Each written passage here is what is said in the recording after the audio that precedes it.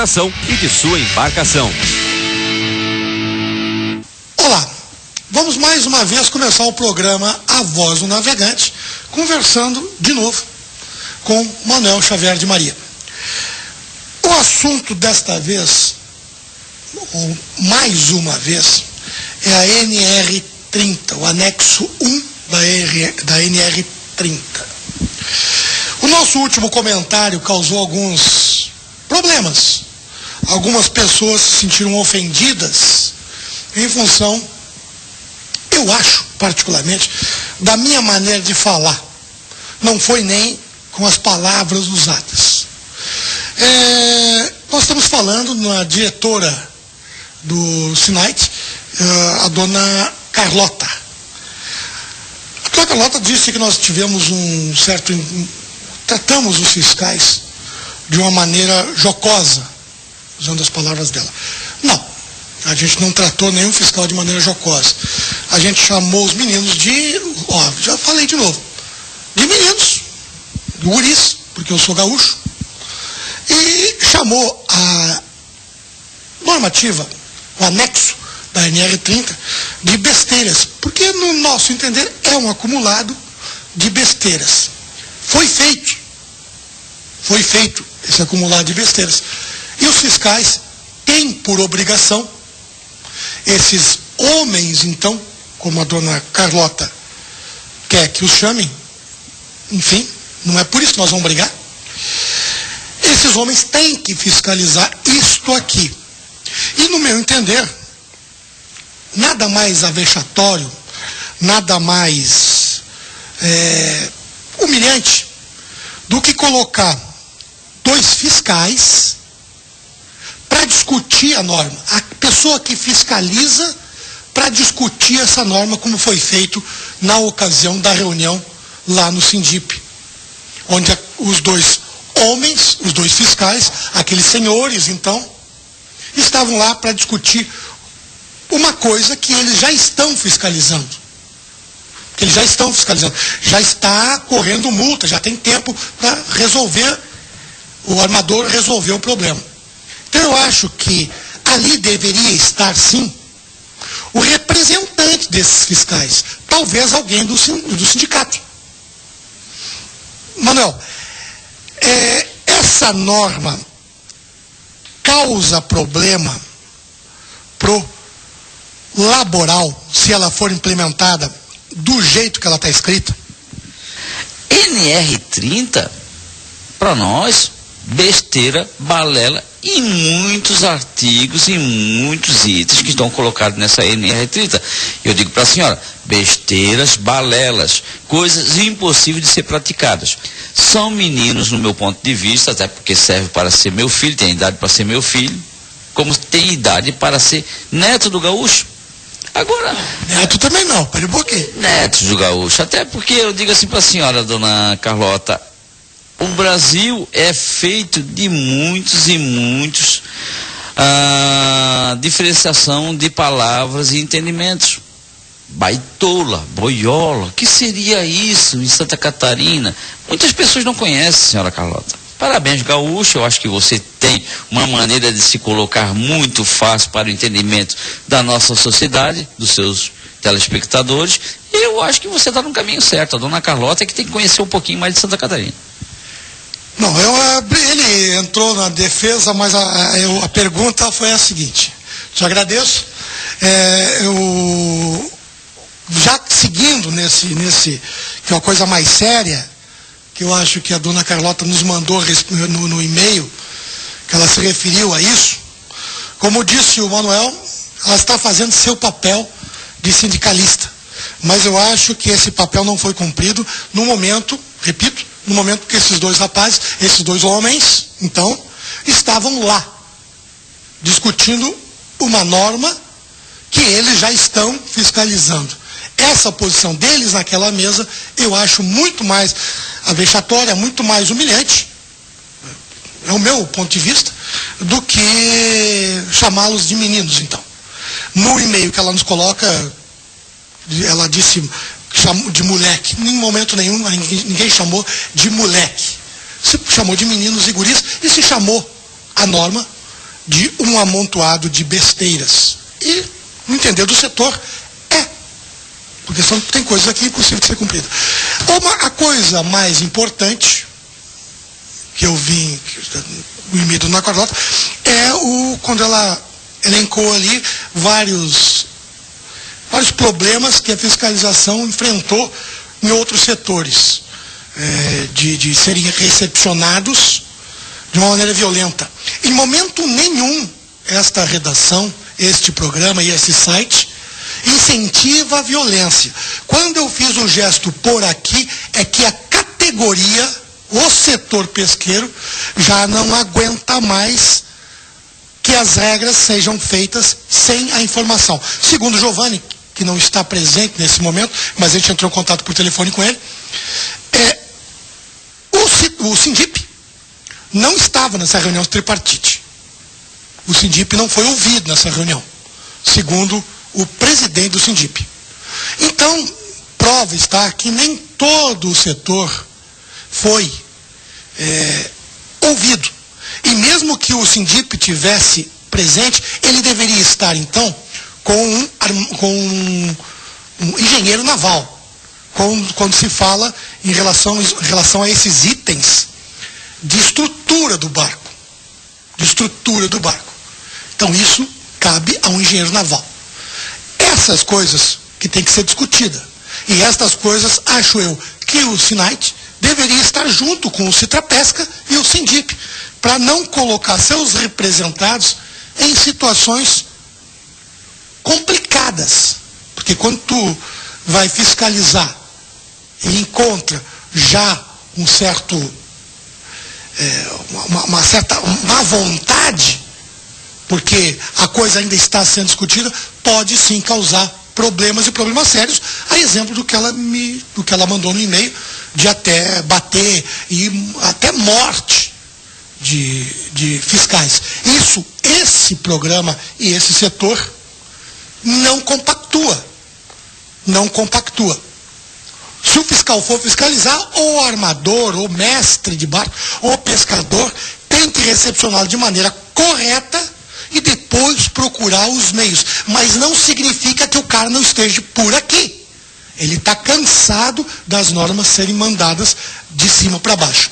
Senhora, se a senhora visse algumas das coisas que a gente já enfrentou, buscando soluções para os nossos problemas que nos afligem, igual essa instrução, essa NR30, essa NR30 é impossível de ser praticada em inúmeros itens. Nós estamos enviando ao senhor Rinaldo Almeida, que é o chefe da fiscalização, esse documento que está na mão do gaúcho. São inúmeros erros impossíveis de serem praticados, a não ser que o Ministério do Trabalho, através da fiscalização, queiram que o setor pesqueiro pare. E aí vai parar em quase 100%. Isso é bom para os auditores? Parabéns. Para os pescadores e sua família, uma droga, uma porcaria. Não vou baixar muito o escalão, até porque o gaúcho me proibiu de baixar esse escalão. Agora eu vou dizer um negócio para a senhora. Eu tenho responsabilidade para uma categoria de trabalhadores. Esse pessoal são chefes de família. Tem responsabilidade para a sociedade. Tem que pagar a sua conta de água, de luz, tem que comprar o seu remédio, pagar o seu pão. E se a senhora não tem esse problema, parabéns para a senhora. A senhora está de parabéns, até porque a senhora tem feito um trabalho muito bom frente à sua entidade de representação dos auditores fiscais. Os auditores fiscais, senhoras, não passam pela dificuldade dos pescadores. E a senhora tem que conhecer que essa instrução, essa NR30, é falha. Ela é burra. Ela não pode ser colocada em prática, que ela vai colocar, no mínimo, 70% de toda a frota de pesca paralisada, servindo como canteiro de plantação de cebola, senhora. E a senhora quer ver isso acontecer com os seus fiscais? 70% dos seus fiscais perderem o seu trabalho. Entendemos que são necessárias atitudes para se preservar o emprego daquele que precisa do emprego para trabalhar. A senhora tem a sua estabilidade. Olha que nome bonito. Quem quer que faça mesmo, muitas das coisas, ninguém consegue tirar a senhora do seu emprego. mesmo que a senhora cometa erros. O erro não sendo factível, não sendo provado, a senhora permanece sem emprego. Nós, trabalhadores, não temos esse respeito. O Ministério do Trabalho tem que continuar cumprindo seu trabalho. Eu coloquei para o senhor Rinaldo Almeida que a pessoa que mais quer ver essa NR30 em prática sou eu. É onde eu ia chegar. A NR30 é para favorecer o trabalhador. Por que o Manuel Xavier de Maria está discutindo uma norma, explica pra gente, uma norma que, se a gente lê esta norma sem entender do setor, ela me parece que todos os itens dela favorecem o trabalhador. Por que o Manuel questiona, então, essa norma que parece que só vem favorecer o laboral? Dona Carlota, eu tinha um Corcel 1967. 69, melhor dizendo. 69. Primeiro Corcel fabricado no Brasil. O meu grande xodó.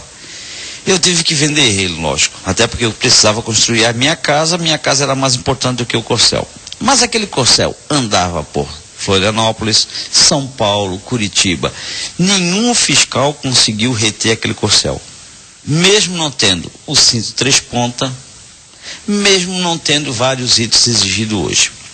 Agora, senhora Carlota, a senhora vai ver inúmeros carros operando, né, sem o airbag e sem também a questão do freio ABS. Mas já é uma norma a ser exigida a partir do ano de 2015. Dona Carlota, as embarcações de pesca, elas precisam ter alguma coisa muito maior do que um carro de passeio, um carro de trabalho. Estabilidade. A senhora mudar a questão da estabilidade de uma embarcação, a senhora coloca os trabalhadores, os meus representados em risco. E não sou eu que vou ficar quieto quando a gente vê que pescadores podem ser colocados em risco, porque o Ministério do Trabalho acha que essa embarcação tem que ser mexida, acha que essa embarcação tem que ser modificada, mas que não pensa nas pessoas que desenvolvem atividade a bordo dessa embarcação. É isso que me leva a discutir essa NR30.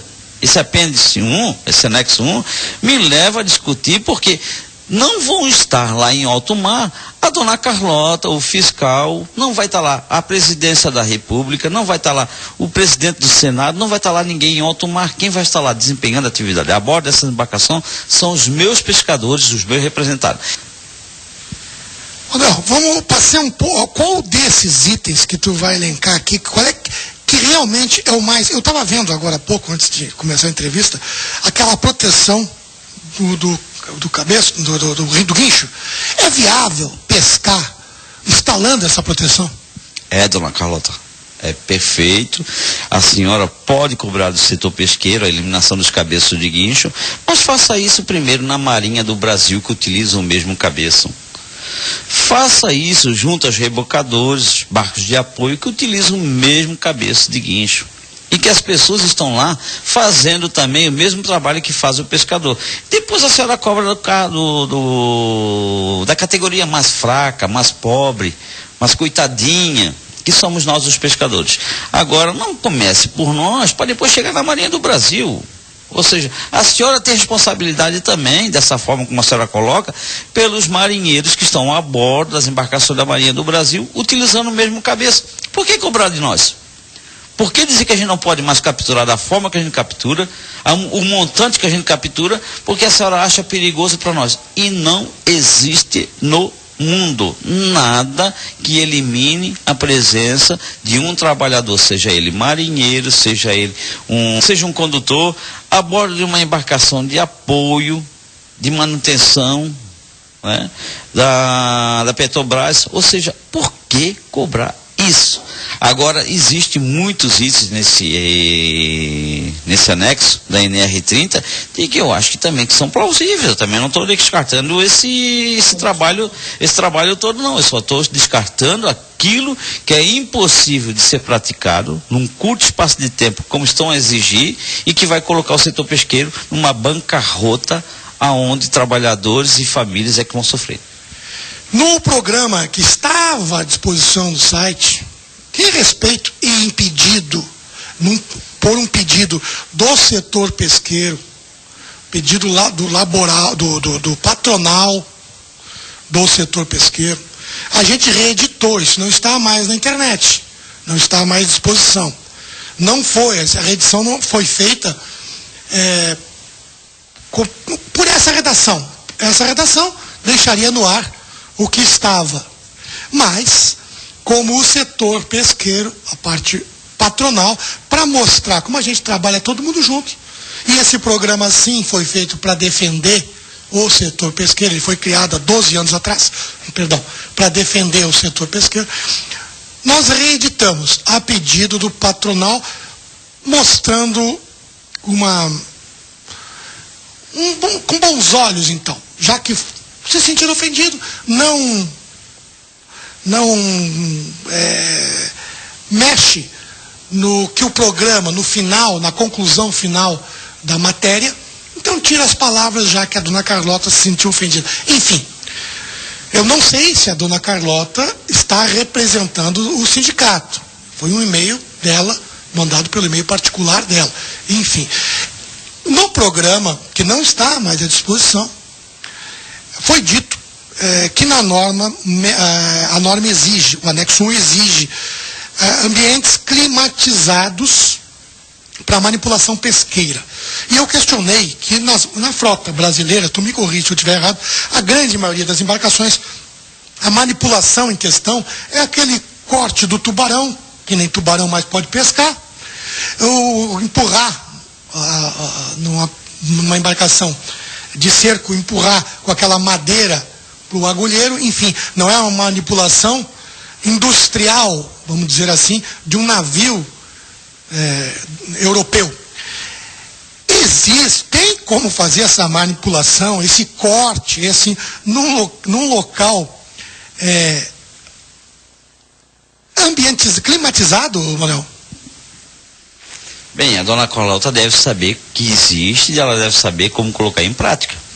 E aí vem aquela situação de que a gente conversou com as pessoas que estavam naquela reunião, Gaúcho, de que nós não somos contra nada daquilo que vem a inibir o acidente, a inibir a questão de dificuldade e sofrimento dos pescadores. Nós somos, sim, muito favoráveis a isso. E como eu disse anteriormente, nós somos muito favoráveis a tudo isso, se fosse possível não colocasse o trabalho do trabalhador pescador em xeque-mate. Agora, climatizar um barco no seu convés, onde esses convés é 100% ao ar livre, bem, eu vi um filme onde que se criava uma redoma dentro de uma cidade toda, né? E aí aquela cidade ficou muito climatizada e aí depois começou a subir a temperatura. Quem sabe seja possível, mas assim, a gente tem que saber onde é que se compra essa aparelhagem, até porque as embarcações brasileiras são quase 99,9% sem o segundo convés. Só tem um primeiro, nem o segundo convés não tem. É a casaria direto. É casaria direto. Ou seja, não dá para entender onde que se vai exigir uma necessidade de se respeitar uma NR30 em seu anexo primeiro, como estão exigindo hoje. Exigir uma rampa para passar de embarcação para embarcação, quando ela estiver atracada ao cais, então que se exijam do cais, que todos eles têm que ter a rampa de acesso dos pescadores à primeira embarcação. Porque o problema está sempre na primeira embarcação. As outras embarcações estão todas elas sempre aparelhadas, uma ao lado da outra. Não tem como um pescador cair no meio de uma embarcação entre uma e outra. Agora, entre uma embarcação e um trapiche, existe. Isso é fácil de resolver, desde que essa tralha fique no pier e não dentro do barco. Se ela permanecer a bordo, uma tralha dessa, né, ela vai trazer um risco maior, tanto para a tripulação como para a faina de pesca, porque uma tralha dessa vai ter que ficar jogada. Onde vai se permanecer uma coisa desse tamanho?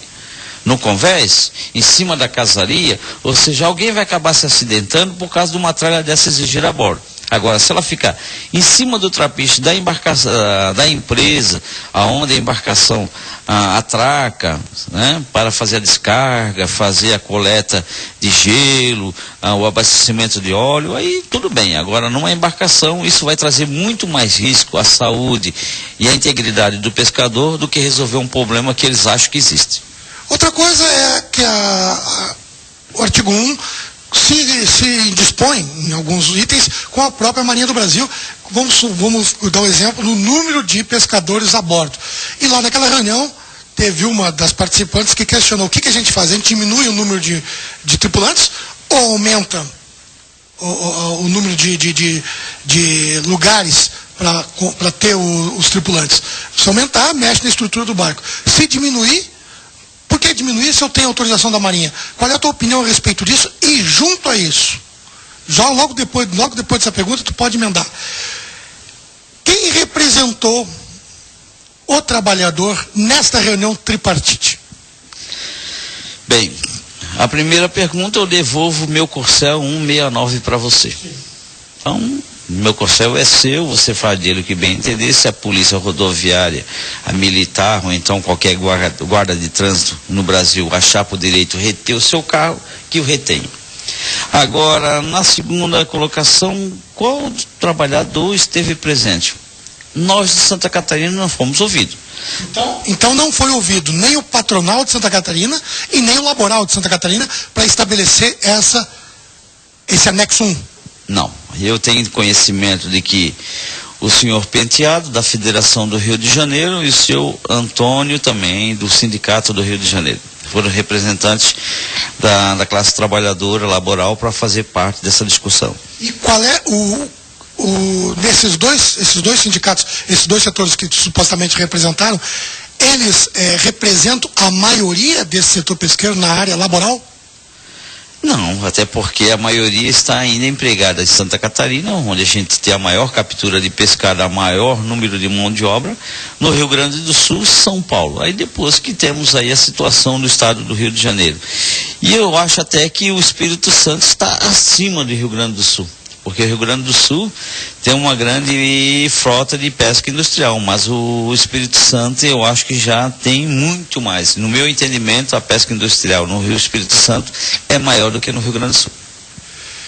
Bom, nós estamos quase estourando o nosso tempo e eu volto a questionar esse anexo. Nós não estamos questionando a NR30 como um todo. Achamos aqui que tem muita coisa errada, sim, tem muita besteira. E na pessoa do senhor Rinaldo, ele disse que estaria disposto a discutir o anexo 1 de acordo com a construção de cada embarcação. Aí vem o teu Corcel na história. Então que se coloque para embarcações novas, que vão ser construídas então, que se use a norma. Para embarcações antigas, que não se usa a norma. Agora, tem um outro item aqui, que eu acho que não pode ser usado nem para embarcação 0 bala, 0 quilômetro. Embarcação com 12 metros, pode se usar essa norma? Impossível. Nós estamos colocando nesse trabalho que estamos elaborando, assim, enviado ao seu Rinaldo Almeida e a todo o Ministério do Trabalho, as colocações de que mais de 90% da situação exigida no anexo 1 da NR30, ela é impraticável nas embarcações de 12 metros, 13, 14, 15 começa a aparecer algumas possibilidades, 16, 17, né? 18, mais algumas possibilidades, mas que nas embarcações de 12 a 15 metros, no qual ela também é exigida a sua aplicação, nenhuma embarcação vai ter condição de sanar todos os problemas e exigências colocados no NR30 em seu anexo 1.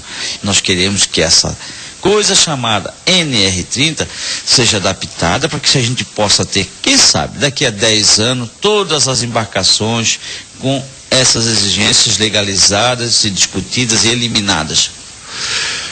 Até o programa que vem, um grande abraço a todos e tomara que se chegue a um bom senso.